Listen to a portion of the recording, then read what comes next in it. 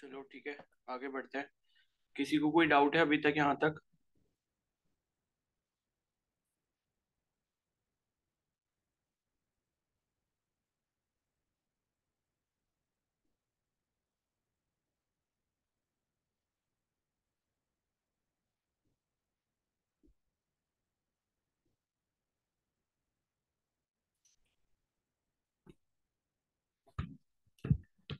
चलो अब ये जो अभी हम देख रहे थे ना सोप एंड बबल के बारे में, ठीक है? तो उसका एक छोटा सा डेरिवेशन है, वो एक बार समझ लेते हैं।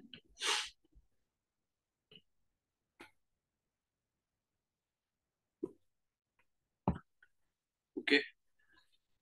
तो यहाँ पे जो है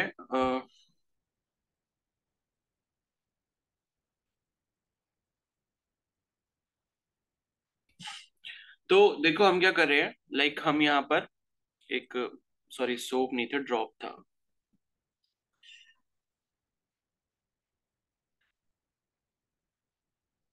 ठीक है, तो हम क्या कर रहे हैं, एक ड्रॉप हमने कंसीडर किया यहाँ पे।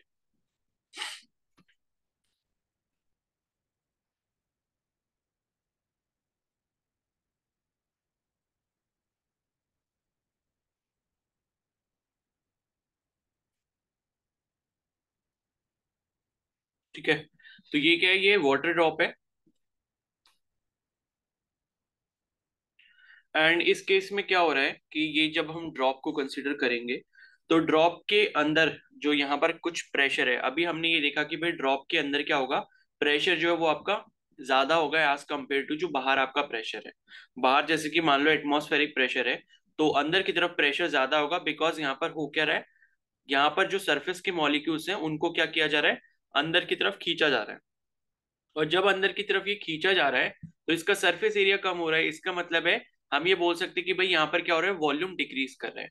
वॉल्यूम डिक्रीज करने का मतलब क्या है कि प्रेशर इंक्रीज हो रहा है। ठीक है, जैसे केमिस्ट्री में आप पढ़ते हो ना बॉयज लॉ, कि अगर हम किसी भी चीज का क्या करते हैं, वॉल्यूम अगर कम कर रहे हैं तो इसका मतलब कि वहां पर क्या हो रहा होगा, प्रेशर इंक्रीज हो रहा होगा। तो उसी तरीके से आप यहाँ पर ये समझ सकते हो कि भाई मॉलिक्यूल्स के ज्यादा पास पास आ रहे हैं, मतलब उनका क्या हो रहा है, वॉल्यूम कम हो रहा है, एंड जिस वजह से क्या हो रहा है, प्रेशर इंक्रीज हो रहा है। ठीक है,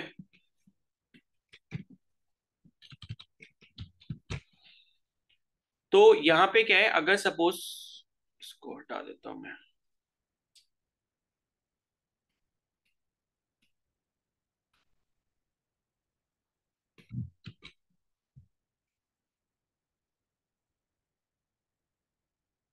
ठीक है, तो यहाँ पे सपोज आपने कंसीडर किया कि भाई ये जो आपका लिक्विड ड्रॉप है,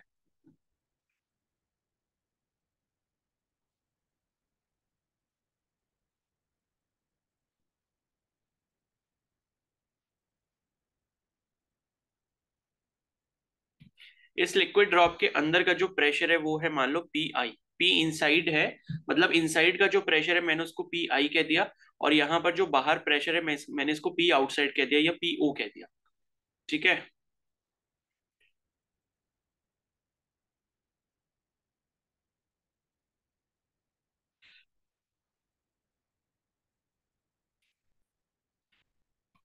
तो बाहर का जो प्रेशर हो गया वो यहाँ पर क्या हो गया, पी ओ कंसिडर कर लिया, या फिर मैंने पी आउटसाइड उसको बोल दिया। अब दूसरी चीज जो आपको यहाँ पर कंसिडर करनी है वो है एस। एस एल ए, ये क्या है आपका, surface energy per unit area at liquid air surface. ठीक है, तो ये एल ए जो मैंने नीचे ये सफिक्स लगाया, इसका मतलब लिक्विड एयर सरफेस पर है। और ये एस की जो मैं बात कर रहा हूँ, ये क्या, surface energy per unit area है। ठीक है, तो इतनी चीज लाइक मैंने पहले से कंसीडर करके रखी है कि पी इन साइड जो है पी आई वो आपका अंदर का प्रेशर है, और पी आउटसाइड यानी कि पी ओ जो वो प्रेशर है वो आपका बाहर का प्रेशर है। और एस एल ए जो आपने कंसीडर किया वो क्या कंसीडर किया आपने, यहाँ पे surface area, surface energy per unit area consider किया। ठीक है, एस एल ए। अब यहाँ पर आप सपोज क्या करते हो, अगर मान लो हम ये मान लेते हैं कि आपने क्या करा, ये जो बबल था,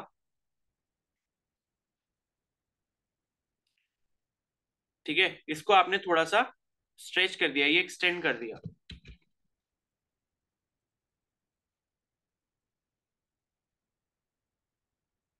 ठीक है, इस तरीके से मान लो इसको आपने क्या करा है, बाहर की तरफ स्ट्रेच कर दिया। और अगर सपोज इसकी इनिशियल जो रेडियस थी वो आर थी, और आपने फिर क्या करा, यहाँ पर डेल्टा आर रेडियस से इसको क्या करा, और बड़ा कर दिया। ठीक है,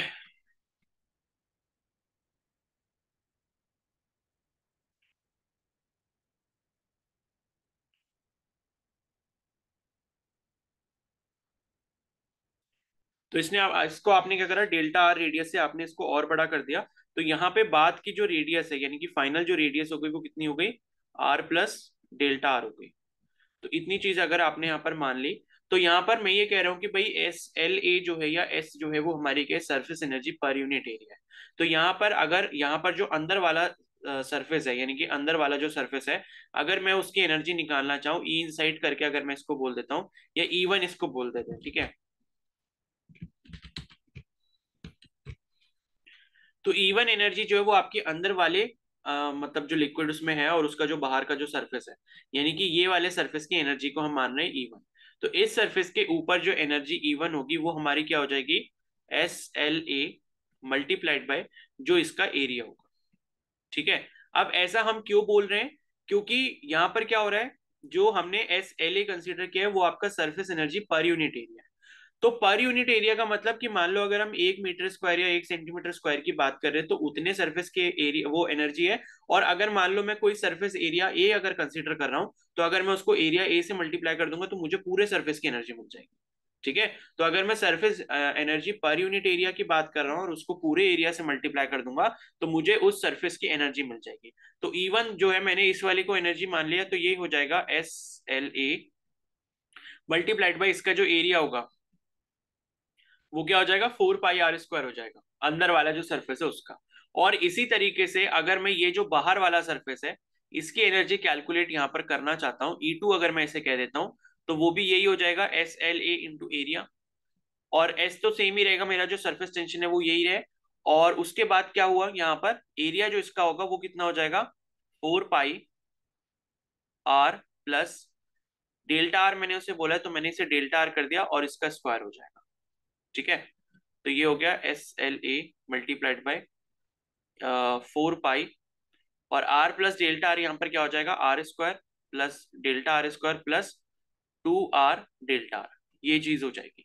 ठीक है, अब यहाँ से मतलब आपने क्या करा, ए प्लस बी का होल स्क्वायर ओपन कर दिया, और यहाँ से जो आपको मिलेगा वो क्या मिलेगा, एस एल ए इंटू 4 पाई। यहाँ पर आप देखोगे डेल्टा आर का स्क्वायर अगर हम कैलकुलेट करेंगे तो ये बहुत ही छोटा होगा। ठीक है, तो इसको हम क्या कर सकते हैं, इसको हम कैंसिल कर सकते हैं, इसको हम मान सकते हैं कि लगभग लगभग ये जीरो होगा। क्लियर है, तो ये जो आपका क्या हो गया, डेल्टा आर स्क्वायर हो गया, क्योंकि डेल्टा आर क्या है, ये बहुत ही छोटी क्वांटिटी है, वेरी स्मॉल। क्योंकि हमने बहुत छोटी रेडियस से इस ड्रॉप को जो है वो हमने इंक्रीज किया है। तो ये डेल्टा आर बहुत छोटा है, और डेल्टा आर का अगर आप स्क्वायर करोगे तो वो और छोटा हो जाएगा। ठीक है, जैसे मान लो डेल्टा आर की वैल्यू 0.01 है, तो उसका अगर आप स्क्वायर कर दोगे तो वो 0.0001 हो जाएगा। ठीक है, तो डेल्टा स्क्वायर का डेल्टा आर का स्क्वायर जो है वो हमने यहाँ पर कैंसिल कर दिया, उसको हमने जीरो के बराबर मान लिया। और यहाँ पर बाकी जो चीजें हैं वो एज इट इज ही रहेंगी। तो ये आपका हो गया एस एल ए इंटू 4 पाई, और यहाँ ब्रैकेट में क्या आ जाएगा, आर स्क्वायर आ गया, और उसके बाद यहाँ पर multiply sorry plus 2 r delta are. ठीक है, इतना मैंने इसको रहने दिया। और इसके बाद ये जो हो जाएगा वो हो जाएगा S L A multiplied by 4 pi r square. ठीक है, ये हो गया प्लस 4 पाई इंटू 2 आर, यानी कि 8 पाई आर डेल्टा आर, ये हो गया। ठीक है, इतना कर लिया। अब इसके बाद जो है मैं क्या करता हूँ, यहाँ पर एनर्जी का डिफरेंस निकालना अगर मैं चाहता हूँ, जैसे मैंने सरफेस एनर्जी E1 और E2 कंसीडर की, अंदर वाले सरफेस की E1 है और बाहर वाले की E2 है। तो बाहर वाले सरफेस की जो एनर्जी है वो क्या होगी, आपकी ज्यादा होगी। वो ज्यादा क्यों होगी, क्योंकि आपने सरफेस एरिया को बढ़ा दिया है। सरफेस एरिया बढ़ाने से क्या होगा, टेंशन उतना ज्यादा बढ़ेगा। एंड टेंशन ज्यादा बढ़ने से क्या होगा, यहाँ पर बाहर वाले सरफेस की जो एनर्जी है वो उतनी ज्यादा और इंक्रीज हो जाएगी। तो डेल्टा ई की अगर मैं यहाँ पर वैल्यू निकालता हूँ तो वो मुझे कितनी मिलेगी, वो मिल जाएगी E2 - E1। तो E2 की जो वैल्यू है वो कितनी है, S L A multiplied by 4 pi r square. ठीक है, plus 8 pi r delta r, ये E2 की वैल्यू है। माइनस E1 की अगर हम बात करें तो S L A multiplied by 4πr²। ठीक है, और ये जो हमें वैल्यू मिलेगी वो कितनी मिलेगी?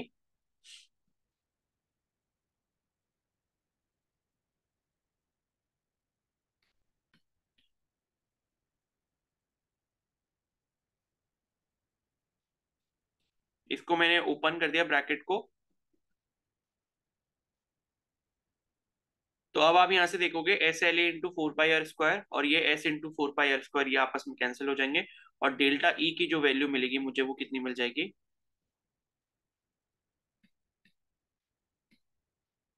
ठीक है, अब वापस से एक बार डेरिवेशन पे चलते हैं।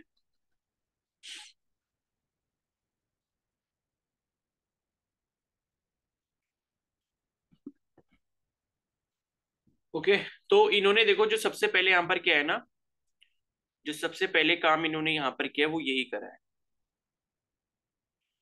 तो ये डेरिवेशन में स्टार्टिंग में इन्होंने क्या बोला कि ठीक है, तो another interesting consequence of surface tension is that the pressure inside a spherical drop is more than the pressure outside। ठीक है, तो देखो इस डेरिवेशन से अभी हम लोग करने क्या वाले हैं, हम प्रेशर का डिफरेंस कैलकुलेट करेंगे, यानी कि जो अफेक्टिव प्रेशर की वैल्यू है वो कितनी है। तो यहाँ पर अभी हमने ये देखा कि भाई जो अंदर वाला जो प्रेशर होगा किसी स्फेरिकल ड्रॉप के अंदर, वो आपका ज्यादा होगा बाहर वाले प्रेशर के कंपैरिजन में। तो उसी का क्या हम निकालने वाले हैं, डिफरेंस कैलकुलेट करने वाले हैं, सो दैट कि हमें अफेक्टिव प्रेशर की वैल्यू मिल जाए, यानी कि अंदर वाला जो प्रेशर है बाहर वाले के कंपैरिजन में कितना ज्यादा है, ये हमको कैलकुलेट करना है। तो सबसे पहले हमने क्या किया, suppose a spherical drop of radius r is in equilibrium. तो आर रेडियस की कोई स्फेरिकल ड्रॉप है जो कि इक्विलिब्रियम में है।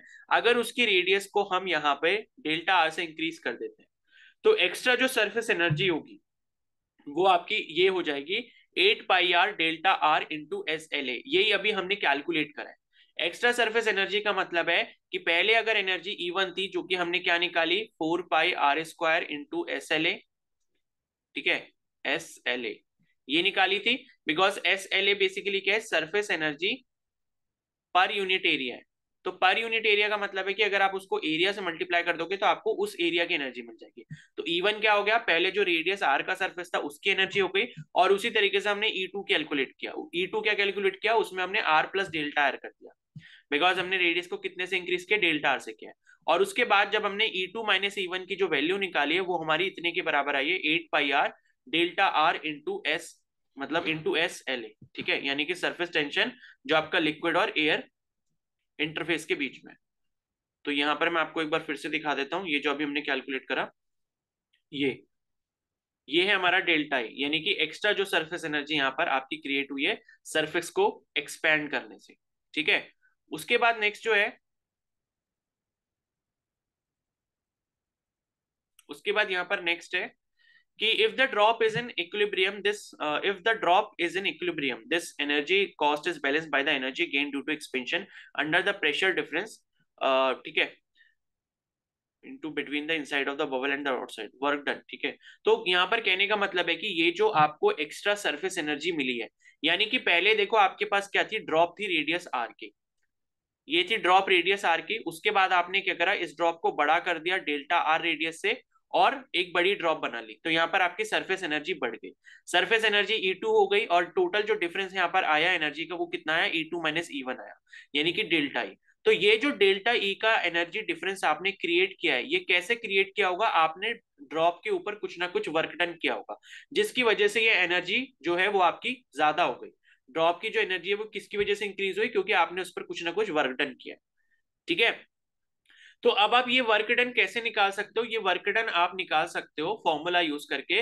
वर्क डन का हमें फॉर्मूला पता है क्या होता है, फोर्स इंटू सॉरी क्या बोलते हैं, फोर्स इंटू डिस्प्लेसमेंट होता है, और फोर्स की वैल्यू क्या होती है, प्रेशर इंटू एरिया होता है।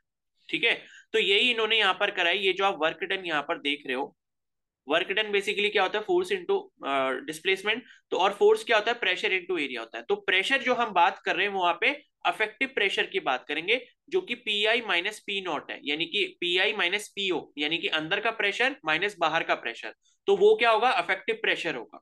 ठीक है, अफेक्टिव प्रेशर इंटू एरिया, ये 4πr² एरिया है, और उसके बाद डिस्प्लेसमेंट आपका कितना हुआ है, पूरी ड्रॉप का डेल्टा आर हुआ है। तो ये आपने इससे क्या करा, वर्क डन निकाल लिया। और ये जो वर्क डन है, ये आपकी जो सरफेस एनर्जी आई है, यानी कि जितनी सरफेस एनर्जी में आपका कितना हुआ इंक्रीमेंट हुआ है, वो इसके बराबर हो जाएगी। तो ये हम इसके बराबर रख देंगे और इससे फिर हमको एक फॉर्मूला मिल जाएगा। ठीक है, तो अब एक बार यहाँ पर नीचे जाके फिर से उसको कर लेते हैं डेरिवेशन को। तो इतनी हमको एनर्जी यहाँ पर मिल चुकी है। और हम यहाँ पर वर्क डन की बात कर रहे हैं कि वर्क डन जो ड्रॉप के ऊपर हुआ होगा वो कितना होगा, फोर्स इंटू डिस्प्लेसमेंट हुआ होगा। और फोर्स जो है वो क्या होता है, प्रेशर इंटू एरिया होता है, ये आप सभी को पता है, इंटू डिस्प्लेसमेंट हो गया। तो प्रेशर जो हम बात कर रहे हैं यहाँ पर, ये जो प्रेशर है ये प्रेशर इफेक्टिव है, यानी कि टोटल इफेक्टिव प्रेशर कितना होगा। अभी हमने देखा कि भाई ड्रॉप के अंदर जो प्रेशर है वो कितना है, पी इनसाइड है, और बाहर जो प्रेशर है वो पी आउटसाइड है। तो अंदर का प्रेशर क्या है, ज्यादा है, यानी कि डेल्टा पी, यानी कि ये जो डेल्टा पी है यही हमारा पी अफेक्टिव होगा, और यही क्या होगा, P inside minus P outside होगा। ठीक है, तो ये क्या हो गया, P inside minus P outside, ये आपकी इफेक्टिव प्रेशर की वैल्यू हो गई। एरिया की अगर हम यहाँ पर बात करें तो एरिया यहाँ पर कितना है, 4 पाई आर स्क्वायर है ड्रॉप का। ठीक है, जिस ड्रॉप के ऊपर आपने काम किया उसकी रेडियस कितनी थी, आर थी, तो उसका एरिया कितना हो गया, 4 पाई आर स्क्वायर हो गया। और कितने डिस्प्लेसमेंट से आपने उसको काम किया, उस पर वर्क किया, डेल्टा आर से किया, क्योंकि आपने ड्रॉप की जो रेडियस है डेल्टा आर बढ़ाई है, तो डिस्प्लेसमेंट कितना हो गया ड्रॉप में, डेल्टा आर का हो गया। तो ये जो है ये आपको यहाँ पर वर्क डन मिल गया। और यही वर्क डन जो आपने किया ड्रॉप के ऊपर, वही उसने क्या करा, उसकी सरफेस एनर्जी को उसने बढ़ा दिया डेल्टा ई से। तो ये जो वर्क डन आपके पास आया है ये हमारा डेल्टा ई के बराबर हो जाएगा। ठीक है, तो यहां पर लिख भी देता हूं मैं कि work done is used to increase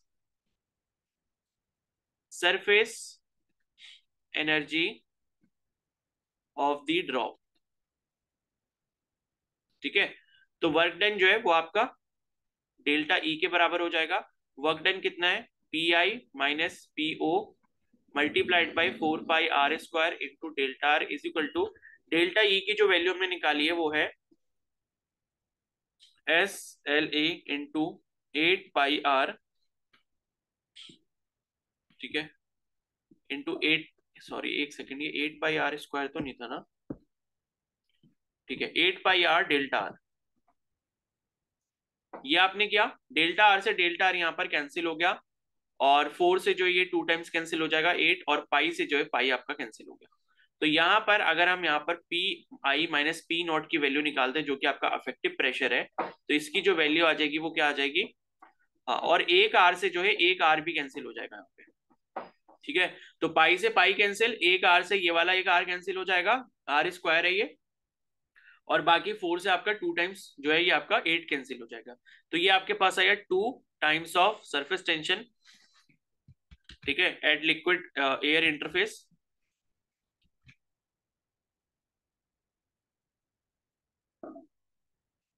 ये हो गया 2 टाइम्स ऑफ दिस। और यहाँ पर एक आर आपका ये वाला बचा है, तो ये इसके डिनोमिनेटर में आ जाएगा, ये आर हो गया। ठीक है, तो एक बार देख लेते हैं ये आ रहा है सही, नहीं आ रहा है।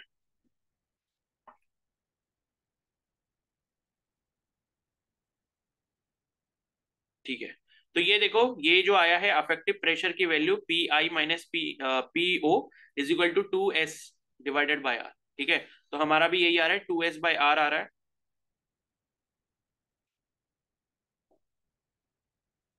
ठीक है, तो ये आ गया हमारा पी इफेक्टिव की वैल्यू, ये हमारा क्या, पी इफेक्टिव, जो कि P I minus P not है या पी ओ है, जिसकी वैल्यू 2s बाय आर आ रही है, यानी कि 2 times of surface tension per unit area जो है आपका, जो कि लिक्विड एयर इंटरफेस के बीच में है, और डिवाइड कर दोगे आप उसको जो ड्रॉप है उसकी रेडियस से, तो आपको अफेक्टिव प्रेशर की वैल्यू जो है यहाँ पर मिल जाएगी। अब बताओ ये समझ आ गया। Yes sir. Yes sir. Yes sir. ठीक है, ड्रॉप की रेडियस को हमने डेल्टा आर से बढ़ाया, तो उसकी सरफेस एनर्जी में चेंज हो गया, वो सरफेस एनर्जी में जो चेंज हुआ वो कितना हुआ होगा, जितना हमने उसके ऊपर वर्क डन किया, उन दोनों को बराबर कर दिया, तो यहां से हमें अफेक्टिव प्रेशर की जो वैल्यू है वो हमें मिल जाएगी। तो बस यही एक छोटा सा डेरिवेशन था, तो ये समझ लिया आपने। एंड इसके बाद जो है ये लिखा है, लेकिन क्या होता है कि जो आपका बबल होता है उसके केस में थोड़ा सी चीज अलग हो जाती है, कैसे होती है, तो in general for a liquid gas interface the convex side for a higher pressure than the concave side, for example an air bubble, अगर हम यहाँ पर एयर बबल की बात कर रहे हैं लिक्विड के अंदर, तो would have higher pressure inside it. ठीक है, तो जैसे मान लो पहला एग्जांपल क्या है, सिर्फ और सिर्फ ड्रॉप का है, जिसके बारे में हमने अभी अभी अफेक्टिव प्रेशर कैलकुलेट किया। दूसरा एग्जाम्पल हो सकता है कि पानी के अंदर अगर आपके एयर बबल है, जैसे मान लो आपके पास कोई लिक्विड है, तो लिक्विड में कभी कभी आपने देखा होगा एयर बबल्स बन जाते हैं। ठीक है, जैसे मान लो मैंने कंटेनर लिया, उसमें क्या लिया है, लिक्विड लिया, और लिक्विड के अंदर यहाँ पर मान लो क्या बन गए आपके छोटे छोटे कई बार ऐसे एयर बबल बन जाते हैं। तो उसके बारे में ये बोल रहे हैं कि भाई for example an air bubble in liquid would have higher pressure inside it. तो क्या होता है कि मान लो बाहर सिंपली कोई ड्रॉप रखी है, उसके कंपैरिजन में अगर कोई बबल है आपका लिक्विड के अंदर, तो वहां पर क्या होता है, वहां पर आपका ज्यादा प्रेशर होता है। ठीक है, वहां पर आपका ज्यादा प्रेशर होता है उसके अंदर। तो उसके बाद नेक्स्ट है यहाँ पे, तो a bubble differs from a drop and a cavity if in this it has two interfaces। तो देखो क्या होता है कि जो आपका बबल होता है, ठीक है, तो बबल के पास क्या होता है, आपके दो इंटरफेस हो सकते हैं।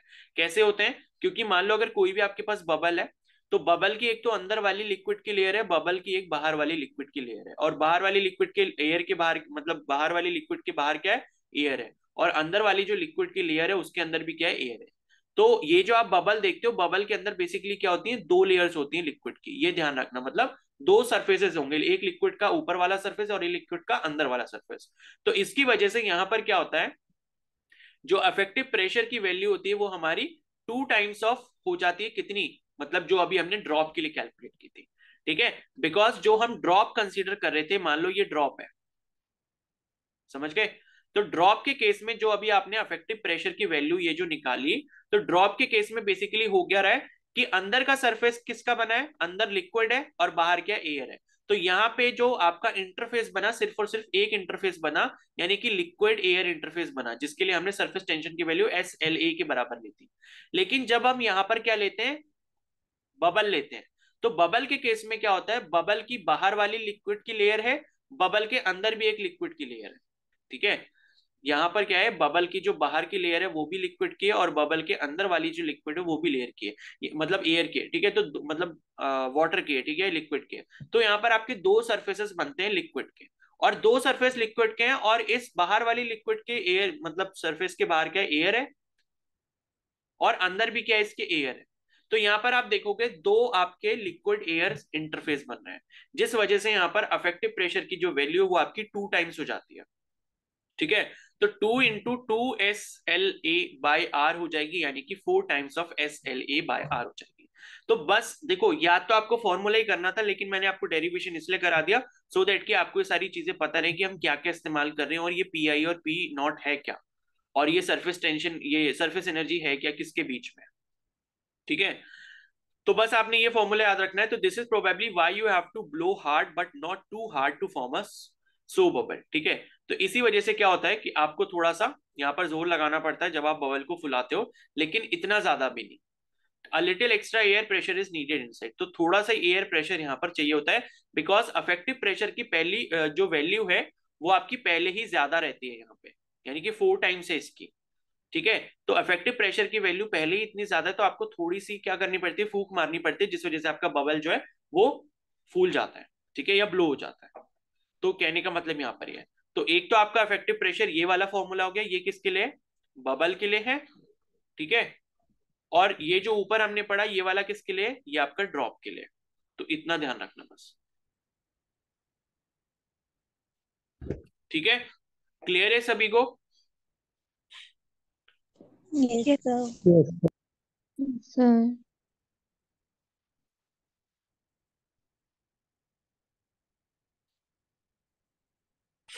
चलो फिर, ठीक है, अब लास्ट टॉपिक है हमारा कैपिलरी राइज। ठीक है, तो अब कैपिलरी राइज होता क्या है और ये कैसे होता है, ठीक है, ये समझते हैं।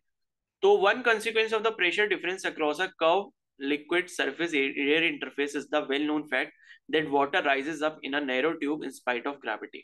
ठीक है, तो यहाँ पर क्या होता है, जैसे मान लो आपने क्या करा कि कोई भी लाइक यहाँ पर आपने मतलब कोई भी ट्यूब ली, तो ट्यूब में क्या होता है कि वाटर थोड़ा सा राइज कर जाता है। ठीक है, वाटर क्या होता है, ग्रेविटी के अगेंस्ट जाके क्या होता है, ऊपर आ जाता है, राइज कर जाता है। The word capilla means hair in Latin. तो कैपिला का मतलब क्या होता है, हेयर, यानी कि काफी पतला। ठीक है, जिससे आपका कैपिलरी डिराइव हुआ है। तो if the tube were hair thin the rise would be very large, यानी कि अगर हम कोई ट्यूब लेते हैं जिसमें हमसे हम क्या कर रहे हैं, जिसको हम किसी लिक्विड टब के अंदर रख रहे हैं या लिक्विड कंटेनर के अंदर रख रहे हैं, तो यहाँ पर लिक्विड जो उसमें राइज होगा वो काफी ज्यादा हो जाता है। ठीक है। तो to see this consider a vertical capillary tube of circular cross section radius है। तो यहाँ पर हम क्या मान रहे हैं कि हमने कैपिलरी ट्यूब मानी है। देखो कैपिलरी ट्यूब का मतलब क्या होता है कि एक ऐसी ट्यूब जो जिसका जो आपका रेडियस है वो बहुत ही कम होता है, यानी कि जिसका क्रॉस सेक्शनल एरिया जो होता है वो क्या होता है, काफी कम होता है। जैसे आप अपनी ह्यूमन बॉडी में भी पढ़ते हो, कैपिलरीज होती हैं अलग अलग, ठीक है, ब्लड कैपिलरीज होती हैं। तो ब्लड कैपिलरीज का मतलब क्या होता है कि वो बहुत थिन है, यानी कि उनका जो क्रॉस सेक्शनल एरिया या उनकी जो रेडियस है या उनका डायमीटर है वो काफी कम रहता है। ठीक है। तो ये हम यहाँ पर एक कंसीडर कर रहे हैं, हमने एक रेडियस ए की जो वर्टिकल कैपिलरी ट्यूब है उसको माना है, inserted into an open vessel of water. हमने एक टब लिया है, ठीक है, या वेसल लिया है जो कि आपका पानी से भरा हुआ है और ओपन है वो ऊपर से, और उसके अंदर हमने इस ट्यूब को अंदर डाल दिया। तो नीचे आपको फिगर में दिख भी रहा होगा। ठीक है। तो ये आपको फिगर दिख रहा है यहाँ पे, ये आपका ट्यूब है और ये आपका वाटर का वेसल हो गया या कंटेनर हो गया, उसके अंदर आपने ये ट्यूब डाल दी। तो अब यहाँ पर क्या होगा, the contact angle between water and glass is acute. तो ये हमें पता ही है भाई, अभी हम ऊपर भी पढ़ के आए कि वाटर के केस में कैसा बनता है, एक्यूट एंगल बनता है। मरकरी के केस में देखा था हमने, ऑब्ट्यूज एंगल बनता है। तो यहाँ पर क्या हो रहा है कि जो आपका एंगल ऑफ कॉन्टेक्ट यहाँ पर बना है, कॉन्टेक्ट एंगल वाटर और किसके बीच में, ग्लास के बीच में, वो आपका क्या एक्यूट है, यानी कि 90 डिग्री से कम है। और एक्यूट क्यों हो रहा है, बिकॉज यहाँ पे जो आपके क्या बोलते हैं, जो एडेसिव फोर्सेस हैं वो आपके क्या है, ज्यादा है किसके कंपैरिजन में, कोहेसिव फोर्सेस है। तो इस वजह से यहाँ पर जो आपका एंगल बन रहा है कैसा बन रहा है, एक्यूट एंगल बन रहा है। दस the surface of the water in the capillary is concave. तो इस वजह से यहाँ पर जो सरफेस रहेगा वो क्या बन जाएगा, कॉनकेव बन जाएगा। तो आप ये देख भी रहे होगे कैपिलरी के अंदर जो सरफेस यहाँ पर बना हुआ है, ये कैसा बना है, ऐसे करके बना है, यानी कि कॉनकेव बना हुआ है। ठीक है। तो this means that there is a pressure difference between the two sides of the top surface. तो इसका मतलब है यहाँ पर क्या हो गया, दोनों तरफ प्रेशर डिफरेंस हो गया आपका, जो दोनों टॉप सरफेस आपको जो दो साइड्स दिख रही है टॉप सरफेस की उनके बीच में। And this is given by P, क्या बोलते हैं, P inside minus P outside is equal to this. ठीक है। तो अब मैं आपको बताऊं आपको इसको कंपेयर कैसे करना है, देखो। ठीक है। जैसे अभी आपने क्या पढ़ा,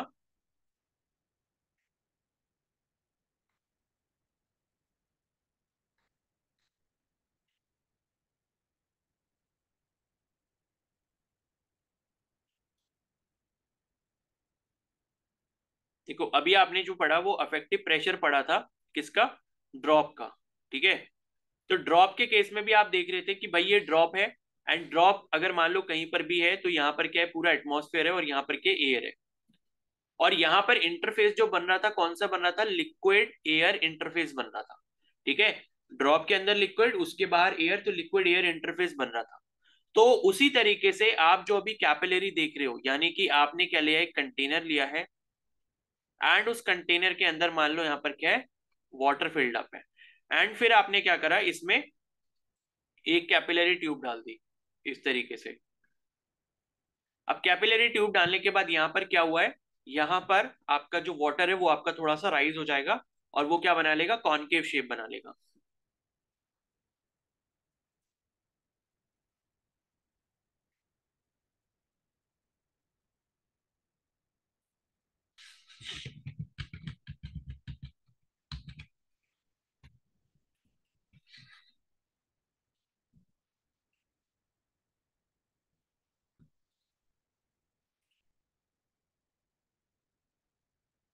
ठीक है। इस तरीके से कॉनकेव शेप बना लिया। तो अगर आप इसको यहाँ पर इस कॉनकेव शेप को देखोगे, मतलब यहाँ पर क्या है, यहाँ पर नीचे आपका पूरा क्या वाटर है,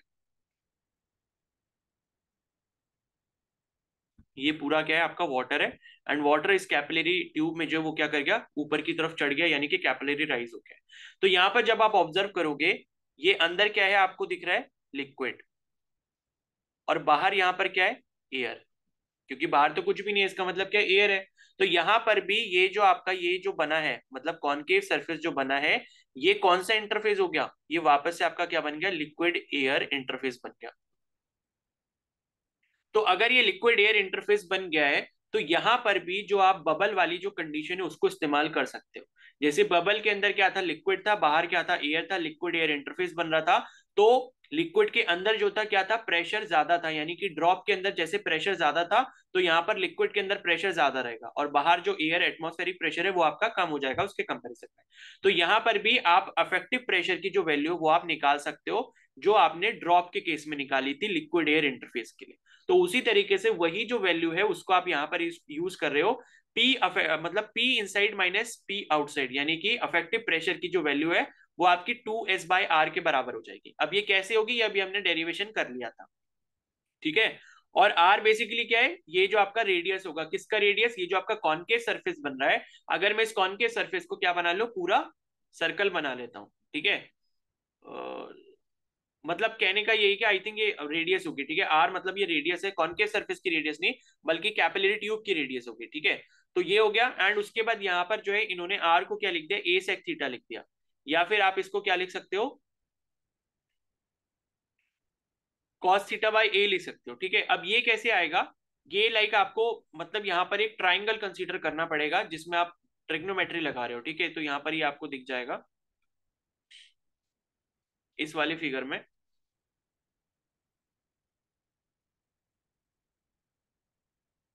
तो ये जो आप यहाँ पर कैपिलरी ट्यूब का जो यहाँ पर फिगर देख रहे हो, ठीक है, तो इस फिगर में जब आप देखोगे, यहाँ पर ये इन्होंने लाइक ये क्या बनाया, टेंजेंट बनाया, ठीक है। अब ये जो टेंजेंट बनाया तो इधर ये वाला जो एंगल हो जाएगा,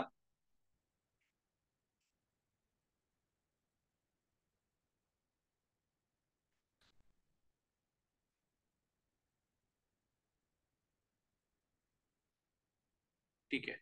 तो लाइक इन्होंने क्या करा है ना, इन्होंने ज्योमेट्री का थोड़ा सा इस्तेमाल करा है। आपको पता है कि यहाँ पर जो एंगल ऑफ कांटेक्ट थीटा है वो कौन सा होगा, ये जो मैंने ब्लैक कलर से टेंजेंट बनाया है, टेंजेंट और सॉलिड सरफेस के बीच में यहाँ पर जो एंगल होगा वो थीटा होगा। ये दिखा भी रखा है इधर की तरफ। तो जैसे इधर की तरफ ये वाला थीटा होगा, वैसे लेफ्ट साइड में ये वाला भी क्या होगा, थीटा होगा।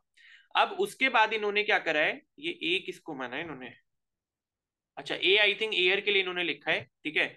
और उसके बाद इन्होंने क्या करा है कि ये मान लो इन्होंने ये सरफेस के ठीक परपेंड मतलब सरफेस जो है, ये जो आपका कंटेनर का सरफेस है उसके ठीक यहाँ पर क्या बना दिया, एक परपेंडिकुलर बना दिया। तो अगर इन्होंने ये परपेंडिकुलर बनाया है और उसमें से अगर ये एंगल क्या है यहाँ पर आपका ये वाला थीटा के बराबर हो गया, ठीक है। तो ये वाला भी जो है, ये थीटा इन्होंने कैसे करा है,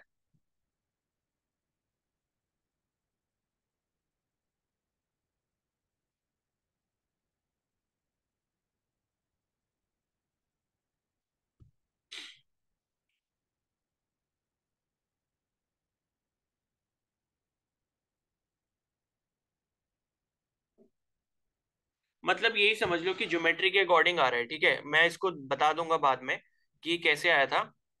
तो मतलब ये थीटा एंगल है, तो इन्होंने क्या करा है, इस वाले एंगल को भी यहाँ पर ये थीटा मान लिया है, ठीक है। ये वाला जो एंगल आपको दिख रहा है ये भी थीटा हो गया। किस किस के बीच में, ये जो इन्होंने परपेंडिकुलर लाइन बनाई है सरफेस के, और ये जो आर लिखा है इन्होंने, ठीक है, जो कि आपकी क्या है, ये रेडियस है। तो इसके बीच में इन्होंने जो एंगल बनाया वो थीटा बनाया, और फिर इन्होंने क्या करा, ये ट्राइंगल बना के इन्होंने कॉस थीटा की जो है वैल्यू निकाली या सेक थीटा की वैल्यू निकाली, ठीक है। तो वो सेक थीटा की वैल्यू निकाली, तो वो बेसिकली जो आएगी, क्योंकि इन्होंने आर की जो वैल्यू लिखी है वो आपकी ए सेक थीटा लिखी है, यानी कि सेक थीटा की जो वैल्यू होगी वो आपकी आर बाई ए के बराबर होगी। तो सेक थीटा आर बाई ए के बराबर है, इसका मतलब है कि ये जो आर है वो आपका क्या होगा, हाइपोटेनस होगा, ए जो होगा वो आपका बेस होगा। तो ए को इन्होंने बेस माना है, ठीक है। अच्छा, ए भी इन्होंने कोई साइड मानी हुई है, तो ए वाली इन्होंने ये साइड मान रखी है, ठीक है। ये ए मैं इसको एयर सोच रहा था, लेकिन इन्होंने ए जो है इसको साइड माना हुआ है। तो ये जो इन्होंने परपेंडिकुलर ड्रॉ किया आपका सरफेस के ऊपर, इसको ए साइड बोला है। और उसके बाद ये जो दूसरी साइड है, मतलब ये जो इन्होंने क्या बोलते हैं, आर जो रेडियस है उससे इन्होंने क्या बनाया, रेडियस का लाइन बना ली, ठीक है। तो इस सेक थीटा की वैल्यू आर बाई ए के बराबर होगी, यानी कि हाइपोटेनस अपॉन बेस। और यहां से इन्होंने क्या करा, जो आपकी आर की वैल्यू है, ठीक है, आर की वैल्यू को इन्होंने क्या करा, ए सेक थीटा के बराबर यहां पर लिख दिया। तो ये जो आपको पी इफेक्टिव की वैल्यू मिल गई वो इतने के बराबर मिल गई। और सेक थीटा को जो है वो आप क्या लिख सकते हो, 1/cos थीटा लिख सकते हो। जिस वजह से क्या हुआ कि ये जो आपका बन गया वो क्या बन गया, 2s/a इंटू कॉस थीटा बन गया, इस तरीके से। तो इन्होंने मतलब ये ऐसे करके बना दिया, ठीक है। टाइम भी होने वाला है। तो अब उसके बाद क्या करा, ये आपकी इफेक्टिव प्रेशर की वैल्यू आ गई। एंड उसके बाद यहाँ पर क्या है कि does the pressure of the water inside the tube just at the meniscus air water interface is less than the atmospheric pressure, consider the 2 points A and B, they must be in the same pressure namely। अब इन्होंने ये क्या करा, ये pressure वाली equation लगा दी जो हमने प्रेशर डिफरेंस की इक्वेशन पढ़ी थी ना, ठीक है, कि किसी भी लेवल पे जो आपका प्रेशर होता है अगर वो एच हाइट पर है तो वो कितना होगा, पी नॉट प्लस एच रो जी या रो जी एच होता है। तो वही इन्होंने करा, जो ये पी इनसाइड इन्होंने माना है वो इन्होंने कोई पॉइंट ए अगर मान लिया, तो ए पॉइंट पे जो प्रेशर की वैल्यू है, ठीक है, पी ए जो ये बोल रहे हैं, ठीक है, पी ए जो आपका ए पर प्रेशर है वो आपका किसके बराबर हो जाएगा, पी नॉट प्लस एच रो जी के बराबर हो जाएगा। और रो आपका क्या, डेंसिटी ऑफ वाटर है, and H is called the capillary rise. तो मतलब ये है कि अल्टीमेटली हमको यहाँ पर एच का जो है वो फॉर्मूला डिराइव करना पड़ेगा, और एच का जो फॉर्मूला है वो इसके बराबर आता है। बस आप ये फॉर्मूला याद रखो, ये फॉर्मूला है, ठीक है। एच का जो फॉर्मूला है कैपिलरी राइज का वो ये है, H is equal to 2s by rho g A, ठीक है। तो 2 टाइम्स किसका, सरफेस जो आपका सरफेस ये सरफेस एनर्जी है, और उसके बाद रो आपका डेंसिटी हो गया, जी आपका 9.8 हो गया, और ए जो है वो आपका यहाँ पर आई थिंक एरिया हो जाएगा, ठीक है।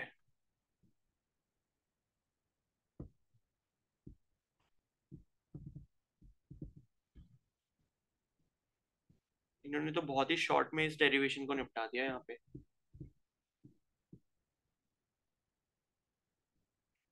चलो ठीक है, इसको मैं क्या करूंगा, ये आपको जो डेरिवेशन है ये शाम वाली क्लास में करवा दूंगा, ठीक है।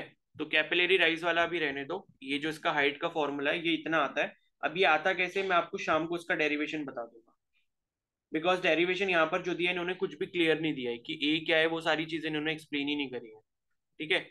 तो कैपिलरी राइज वाला जो है ये मैं आपको शाम को बता दूंगा केमिस्ट्री वाली क्लास में, और उसके बाद फिर हम केमिस्ट्री पढ़ लेंगे, ठीक है। Yes sir. ठीक है, तो बाकी मैं इसके अभी क्वेश्चंस भेज देता हूँ, तो वो आप लोग जरूर कर लेना।